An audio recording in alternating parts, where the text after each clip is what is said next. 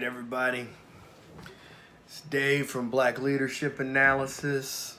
I want to talk to you about an article I read today about Hampton University. So Hampton University is contemplating putting up a statue of George W. Bush in their campus, or George Herbert Walker Bush.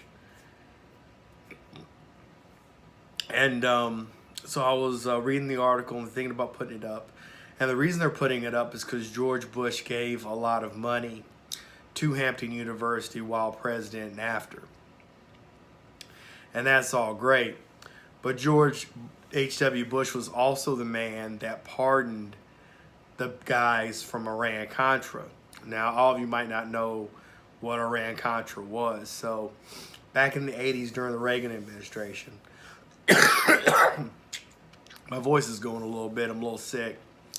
So during the Reagan administration, they had this program where they were selling guns to Iran to fund the rebels called the Contras in Nicaragua.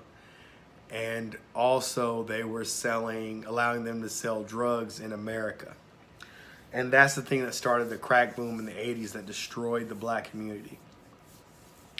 So I consider George Herbert Walker Bush as one of the main people that has destroyed the black community. And he's about to get a statue put up in one of the premier HBCUs in the country. And after hearing that, and it looks like it's going to go up, I was thinking to myself, how revolutionary are these schools? So a lot of people who are HBCU grads, and I figured some people in my audience are, a lot of them will say that, going to an HBCU, that not only teaches you to love yourself, it teaches you how to advocate for your people because you're around other people that are advocating for our people. And if that was true, then they could figure out a way to keep from putting this statue up in Hampton University. Honestly, they would have figured out a way not to even not have taken his money in the beginning, because George H.W. Bush has always been a bad dude. He did the Willie Horton ads, was involved in it back in the day, which was just a racist campaign ad set to scare white people into voting for the Republican Party. His work with Lee Atwater, that Lee Atwater in and of himself, if you got time, look up the P. Lamis interview. It's also called the Nigger interview, because in it he's talking about how back in the 60s, whoever was the worst to black people would win, but now they had to come up with a more covert way to be racist.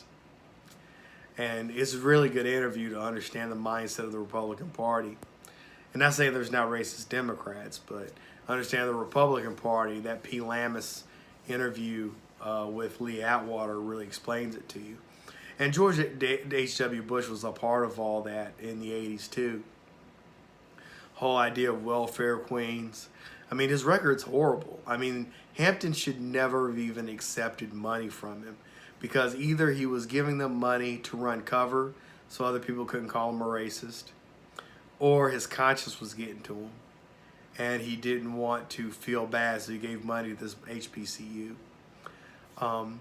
For a fact, nobody at Hampton University is advocating for a statue of H.W. Bush.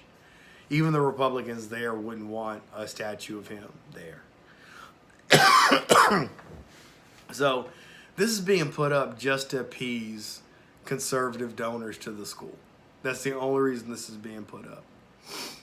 And I feel like if it was University of Michigan, where there actually are Republicans there, you would be more likely to stop the statue from going up.